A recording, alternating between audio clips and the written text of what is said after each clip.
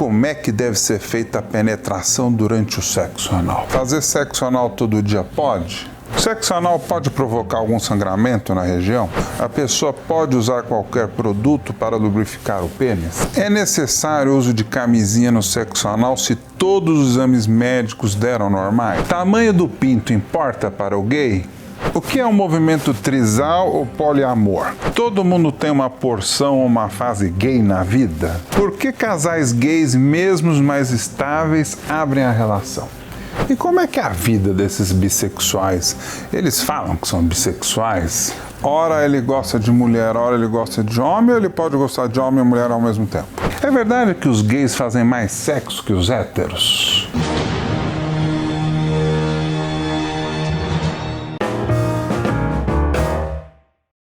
Antes de começar a minha entrevista com o psiquiatra Saulo Ciasca, eu tenho um recado muito importante. Inscreva-se agora no canal, ative o sino e traga os seus amigos. Quanto maior o número de inscritos, mais entrevistas eu vou fazer aqui no canal.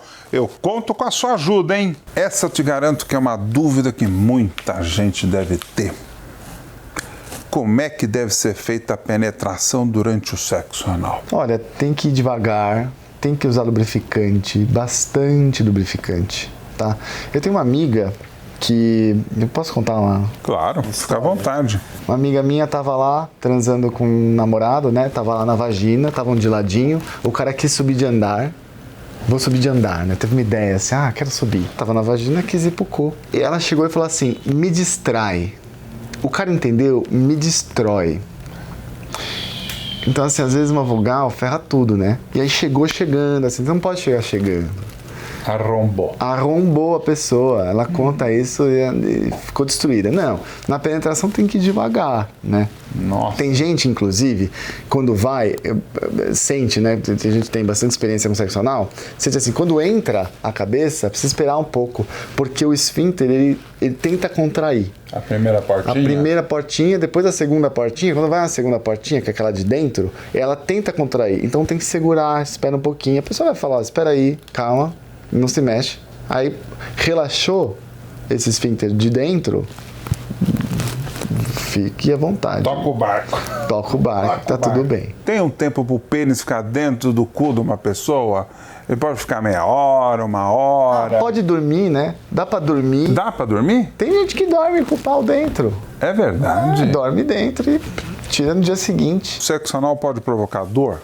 Pode, provocador, se a pessoa não cuidar dessas preliminares, se a pessoa tiver, por exemplo, uma hipertonia de esfíncter, que ela tem o esfíncter muito apertado, ela pode sentir mais dor, então tem que relaxar mais a região, tem que relaxar mais, às vezes com um dedo, às vezes com 2 dedos, antes de entrar com pênis ou com objeto, então tem que ir devagar. Fazer sexo anal todo dia pode?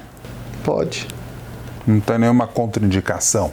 Não. Eu entrevistei aqui o Dr. Paulo Egídio, é um urologista, é o campeão de audiência do canal, tem milhões de visualizações o vídeo, o card está aí no ar, depois vocês assistam depois desse vídeo. E nessa entrevista ele desmistificou algumas coisas, as pessoas perguntavam muito de masturbação, por exemplo, né?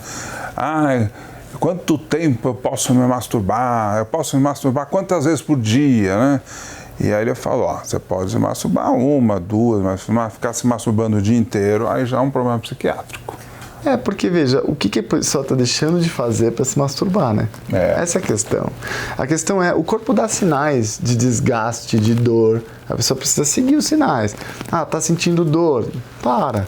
Tá sentindo que tá demais? Às vezes existe um quadro psiquiátrico que a gente chama de transtorno compulsivo sexual, transtorno do impulso sexual excessivo, né? Ou compulsão excessiva, né? Vocês têm um ambulatório no HC sobre isso, não tem? Exatamente, tem também. Não, no IPQ? Que a pessoa ela tem uma necessidade de transar muito grande, ela tem mais vontade de transar, ela perde o controle, ela fica com a ideia de sexo o tempo todo na cabeça, ela não consegue se gratificar totalmente, ou a gratificação ela acontece muito rápida e ela depois tem vontade de transar de novo. São pessoas compulsivas por sexo, que se masturbam excessivamente, que saem para fazer atos de cruising, né, que é sair para caçar. O sexo anal pode provocar algum sangramento na região? Pode, se a pessoa tiver hemorroidas, né, tiver com hemorroidas ativas, pode sangrar as veias. E aí, quando isso acontece, se indica que espere um pouco cicatrizar antes de continuar com uma relação anal. Tá? Cicatrizar em dias, né? Não esperar no dia. É necessário o uso de camisinha no sexo anal se todos os exames médicos deram normais? Ah, sim. Por quê? Porque existe um risco de uretrite não gonocócica, existe risco de outras... A uretrite, só lembrando, é a infecção. Isso, uma infecção na uretra, né? Que é o canal do xixi do pênis. Existe um risco de dar. Existe risco também de da pessoa ter prostatite. Então tem outros, que é a inflamação da próstata.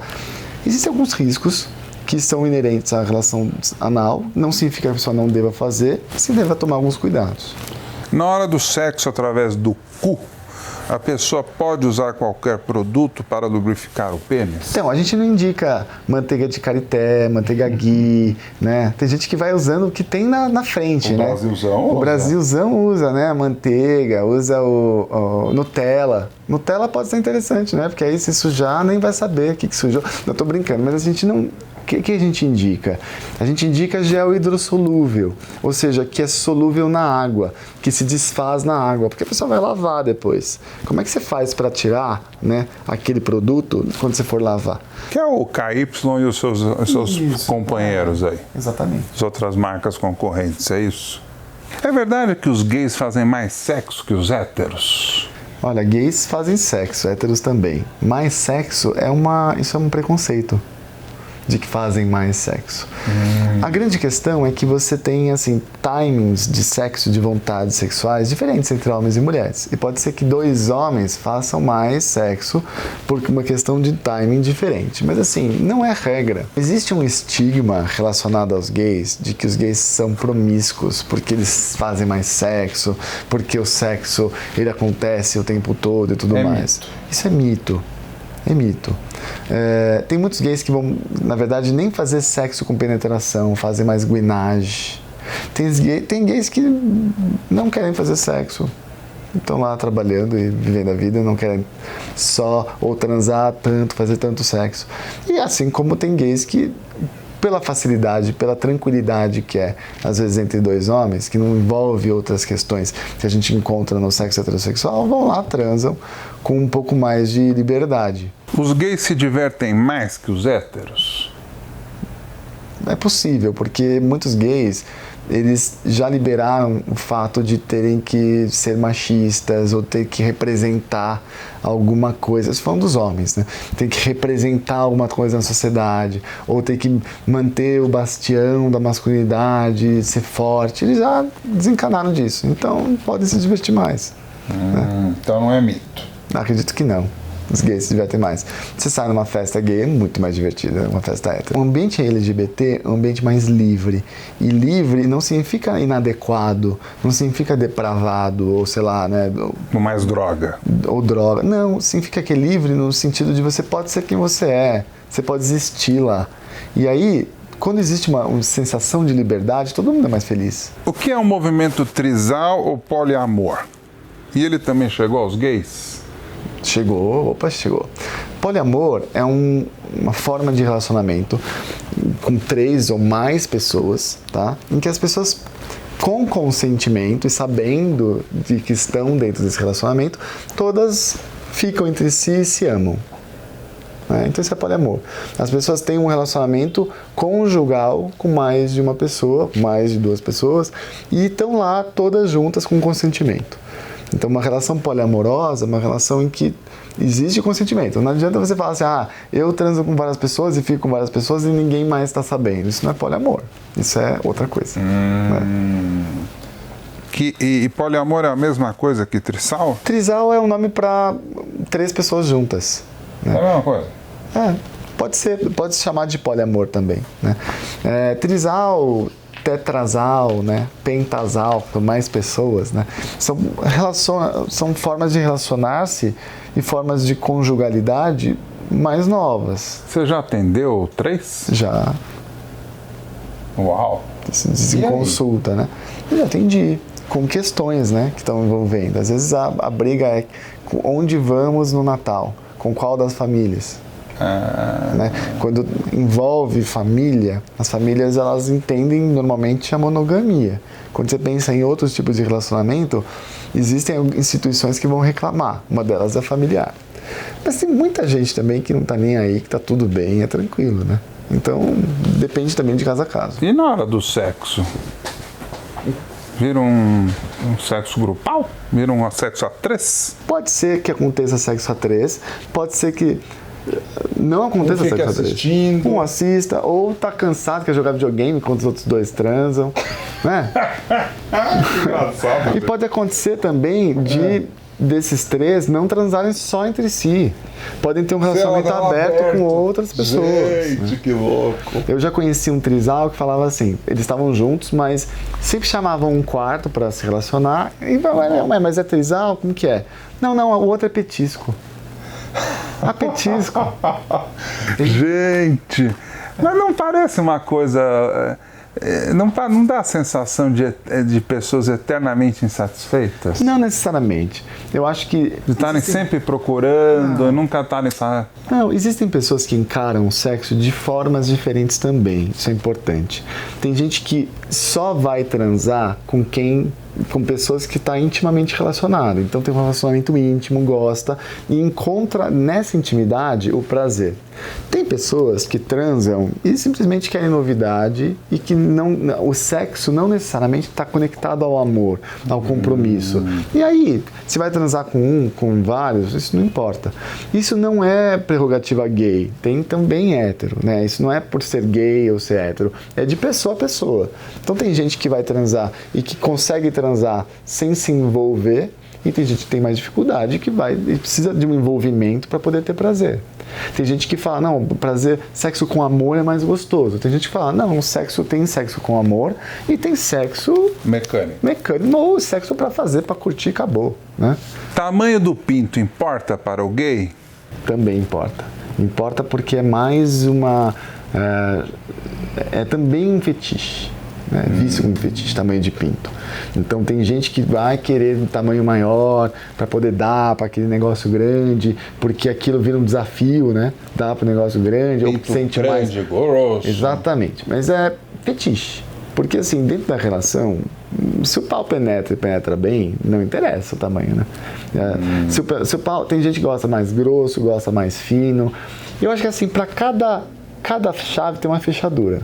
A questão é encontrar a fechadura dessa chave. Boa resposta. Tem um amigo meu que falava assim, eu não quero dar para um pau tão grande, porque esse pau ele vai me fidelizar.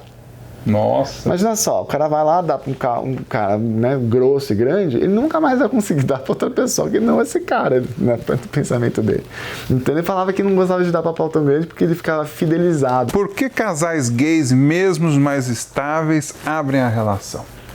Muita gente vai querer abrir relação para tentar ter algo mais novo em termos sexuais. Mas veja, a gente fala dentro da sexualidade que sexo, ele é criativo, ele exige algo novo. Sexo é como um apetite. Você tem um apetite, você tem uma vontade de comer, né, de se alimentar. Quando você está dentro de um compromisso, que é um compromisso, uma relação estável, um casamento, você tem um compromisso, você opta por sempre comer com a pessoa ou comer determinado prato. Isso não significa que o seu apetite pelos outros pratos do menu acabou. As pessoas têm às vezes algumas fantasias de que se começam a ter vontade de transar com outras pessoas, isso pode ser sinal de que a relação não está bem. Isso não é verdade. Isso significa que a pessoa está só com tesão para outras pessoas, né? É claro que... Mas a linha não é tênue? A linha é tênue, porque pode ser que isso seja um indicativo de um problema na relação, mas não necessariamente é. A gente vê várias pessoas que têm, depois de muitos anos, podem abrir a relação, podem manter a relação fechada. Abrir a relação ou não abrir a relação pode ser um problema. Se a pessoa abre a relação porque está num problema, a gente já acredita que pode ser que abriu a relação para terminar. É o início do fim. É o início do final. Agora, se a relação está bem, se existe confiança e resolve abrir a relação, muita gente consegue abrir relação e fica muito bem nisso, né? E não vê um problema, isso não só atrapalha, como engrandece a relação também. Traição ainda é um tabu no meio LGBT? Traição é um tabu em todos os lugares, né? Traição é quando a pessoa rompe com algo que foi estabelecido. Então, traição não necessariamente é sexo, né? Mesmo num relacionamento aberto pode ter traição. Porque relacionamentos abertos, muitas vezes tem algumas regras, tudo bem você transar, mas só se eu souber. Ou tudo bem você transar, mas eu não posso saber. Então as pessoas vão estabelecendo regras aí. E regras, às vezes, não são cumpridas, e aí isso configura a traição. Você está gostando dessa entrevista com o psiquiatra Saulo? Então mande agora a sua mensagem com a hashtag Diversidade com Bonfá aqui no YouTube, ou mande seu texto pelo Twitter com a hashtag Diversidade com Bonfá e marque @mbonfá. Aguardo o seu comentário, hein? Todo mundo tem uma porção, uma fase gay na vida? Você já ouviu isso? Você sabe que o Freud falava que todo mundo é bissexual, né? Todo mundo tem uma fase homossexual, uma parte gay. Você acredita nisso? Não acredito. Eu acredito que em alguma fase do nosso desenvolvimento existe uma relação um pouco mais intensa com o mesmo sexo, mas não é necessariamente sexual. Ela é uma fase de espelhamento. É uma fase em que você começa, né, que as crianças começam a encontrar no mesmo sexo alguns espelhos. E aí, então, por exemplo, você vê meninos brincando com meninos, meninas brincando com meninas.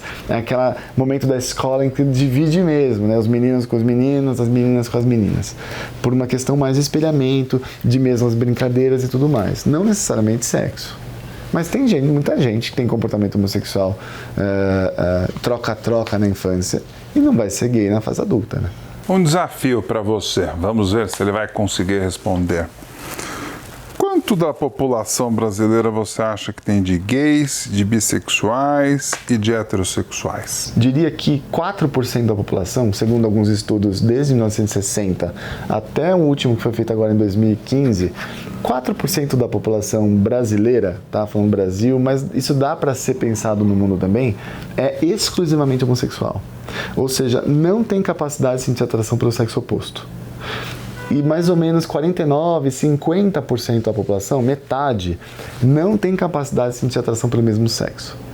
Esses outros 44%, 46% estariam numa faixa bissexual. Então tem muito mais bissexual por aí. Então você está me dizendo que existe um exército de bissexuais? Existe um exército de bissexuais, de gente que vai ter um comportamento homossexual quase sempre, né?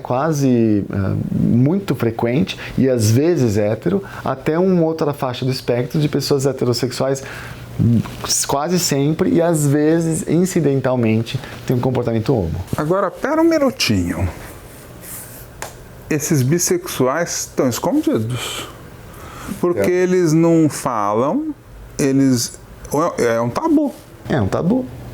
Você está falando de uma capacidade de sentir atração. É muito maior do que se vê por aí. Mas veja, essas pessoas bissexuais todas, se você está num lugar, numa sociedade liberal, em que tudo bem ser gay, tudo bem a homossexualidade, as pessoas tendem a se colocar dentro desse espectro, ou seja, você vai ter mais pessoas bissexuais andando por aí, experimentando, como a gente vê, por exemplo, na faixa dos adolescentes de hoje. Como na adolescência, essa geração está bem mais tranquila, o povo está podendo experimentar mais. Se você tem uma sociedade muito, muito, muito restrita, muito difícil, conservadora, que mata a população gay, que criminaliza a homossexualidade, 96% dessas pessoas, 96% das pessoas que têm alguma capacidade de sentir atração pelo sexo oposto, vai se dizer heterossexual. Só aqueles 4% não tem como, né, não vai conseguir ser heterossexual porque não tem a menor capacidade de sentir atração pelo sexo oposto. Então, nessa população, teoricamente existiriam menos gays, o que não é verdade. Você tem pessoas que estão reprimindo a sua sexualidade por conta de um meio externo muito conservador. E como é que é a vida desses bissexuais? Eles falam que são bissexuais para os amigos, para a família, no trabalho, ou eles mentem? Como é que é? Eu fiquei curioso agora. Então, a bissexualidade, essa letrinha B dentro da sigla LGBT, ela é vista como invisível. Existe uma questão da invisibilidade do bissexual. O bissexual, ele sofre Isso só aqui preconceito. ou no mundo inteiro? No mundo todo. Ele sofre preconceito dentro do meio hétero, porque o bissexual pro hétero é o gay que não se assume. Que é mentira. Que é mentira, que na verdade o cara tá sendo bissexual porque não tem coragem de dizer que é gay. E o bissexual pro gay também é o gay que não se assume. Sem contar nos estigmas de que o bissexual é promíscuo, de que ele trai porque se ele sente prazer, né, e tem tesão por homens e por mulheres, ele vai precisar transar com homens e com mulheres o tempo todo. A gente fala que o bissexual, assim como o pansexual, né, que é uma pessoa que tem que transa com pessoas, com gente, são pessoas que só têm um espectro, um cardápio maior. Não é porque você tem um cardápio maior que você vai ter que querer comer tudo que está no cardápio. Você só tem mais poder de escolha. E o bissexual, ora ele gosta de mulher, ora ele gosta de homem, ou ele pode gostar de homem e mulher ao mesmo tempo? Pode gostar de homem e de mulher ao mesmo tempo, porque ele sente atração. Pensa em capacidade de sentir atração. Mesmo um homem que gosta de outro homem, ele pode gostar de outros homens também, né? Simultaneamente. Simultaneamente, né? O prazer não é monogâmico. Entendi. A monogamia é uma escolha. É um compromisso que é estabelecido, mas o prazer, o desejo, não. Mudando de assunto. Opa. Nesse ano, durante o Carnaval de Rua de São Paulo, um homem apareceu dançando sobre um ponto de táxi após introduzir o dedo no próprio ânus. Na sequência, surgiu um outro rapaz que urinou na cabeça do que dançava. Esse ato, bem polêmico, feito pelos dois homens, foi gravado e compartilhado pelo presidente Jair Bolsonaro. Depois que tudo isso ocorreu, ficaram algumas dúvidas. Que prática sexual é essa? Olha, tem várias, né? Mas a gente chamaria isso de urofilia, ou golden shower, né? Golden shower é essa chuva dourada, as pessoas que têm prazer com urina, né?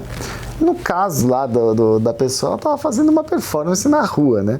Mas assim, pessoas que têm prazer com urina existem, é o que a gente chama de uma parafilia. Não é um transtorno, pode ser um transtorno se gerar sofrimento, se não tiver consentimento, se tiver questões de prejuízo. E é uma maneira de se transar aí que as pessoas às vezes usam, né? Ela é só feita pelos gays? Não. O Golden Shower? Não. Com a chuva dourada? Chuva dourada, qualquer um pode fazer, é só ir lá, pede pra sua esposa, deixa eu dar uma mijada na sua cara, né?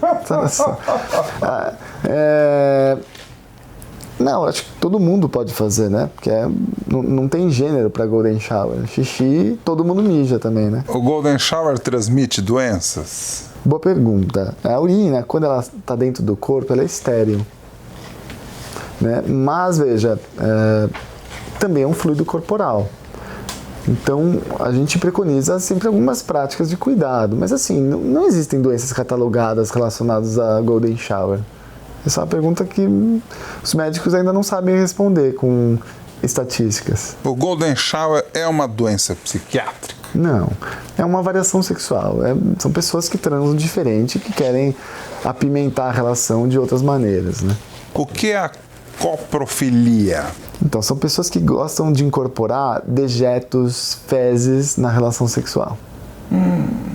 Ou comer fezes também, né? Uau! Tem essa variação. E tem muita gente que anda fazendo isso por aí? A gente não tem estatística de quantidade de pessoas que fazem isso, porque as pessoas, obviamente, elas não falam, né? Por vários tabus. Mas, assim, como eu falei da urofilia, né? Não necessariamente é visto como doença. Por mais estranho e diferente que seja, se é feito com consentimento entre as pessoas estão bem lá fazendo e assumindo os riscos. A pessoa sente prazer de cagar na outra? De cagar, de ser cagada ou de comer fezes, de comer cocô. E isso faz mal à saúde? Olha, fezes são infectadas, né? A pessoa, quando come fezes, ela tem um risco de infecção gástrica, de infecção intestinal. Mas acredito que a pessoa que faz isso, ela sabe disso. E ela assume esses riscos mesmo assim. A coprofilia só é feita pelos gays? Não, de forma nenhuma também. Não é algo relacionado à orientação sexual, né? É disponível para qualquer um fazer, se quiser. Não é uma doença psiquiátrica, né? Você disse. Pode ser. Pode? Pode ser. A diferença entre uma parafilia, que são essas variações, essas diferenças de como se transar, e o transtorno parafílico está se existe consentimento ou não. Ou seja, se é uma coisa, se os dois concordam ou se é forçado. Exatamente. Se existe sofrimento ou não de alguém aí na relação, né? Se existe prejuízo ou não. O que seria o prejuízo? Prejuízo, por exemplo, uma pessoa que não consegue mais ter prazer de outras maneiras que não só essa. E ela vai ter problemas por causa disso. Por exemplo, a pessoa não consegue mais se envolver intimamente com alguém porque tem dificuldades nos relacionamentos, porque não é todo mundo que aceita uma coisa dessas, né? Ou então, sei lá, pensando em coprofilia, a pessoa chega fedendo no trabalho, prejuízo. Nossa, uau! Né? Pode ser um prejuízo aí, né? O que é a podolatria? Podolatria ou fetiche por pé. Né? São pessoas, é um fetiche bem comum. Tá comum, né? Bem comum. Fetichismo é esse prazer, é quando a pessoa atribui um significado mágico para determinado objeto ou determinada parte do corpo. Então tem fetiche por, que a gente chama de parcialismo, fetiche por pedaços do corpo. Tem gente que tem fetiche por mãos, fetiche por unhas, por nariz, por orelha, por pé. Tem gente que tem, os fetiches mais comuns são fetiche por bunda, por peito, por braço, né? Outros são fetiches tão comuns que ninguém considera variação sexual, né? Agora me conta uma coisa, como é que é a pessoa, como é que é esse caso, esse fetiche? De fetiche por pé? A pessoa transa com o pé? Não, a pessoa tem uma fascinação por pé. O pé tem um significado diferente, especial para a pessoa. Mas é só de observar ou ela pode ser observar, pode ser olhar, pode ser querer chupar pé, pode ser querer enfiar o pé em algum lugar. No cu ou na vagina. Ou pedir para a pessoa... Tem gente que tem um fetiche por pé e tem um fetiche associado, que é o fetiche por unha, pelo cheiro do pé, pelo cheiro da unha. Nossa! E aí pede para a pessoa não limpar o pé, ou pede para a pessoa ficar com micose, porque aquele cheiro é mais... você sente mais prazer. O que é o trampling? É um fetiche que tem... É um outro fetiche por salto, né?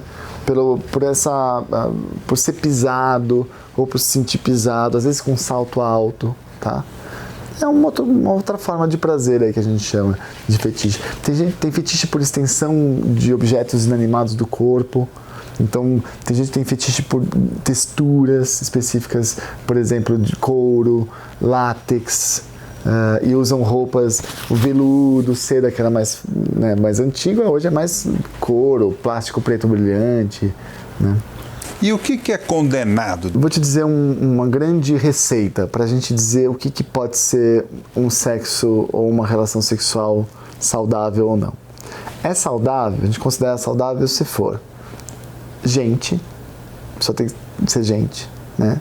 Tem que estar viva, tem que ser maior de idade, ou maior de 14 anos, né? Porque a gente considera menor de 14 anos também crime, e tem que ter consentimento.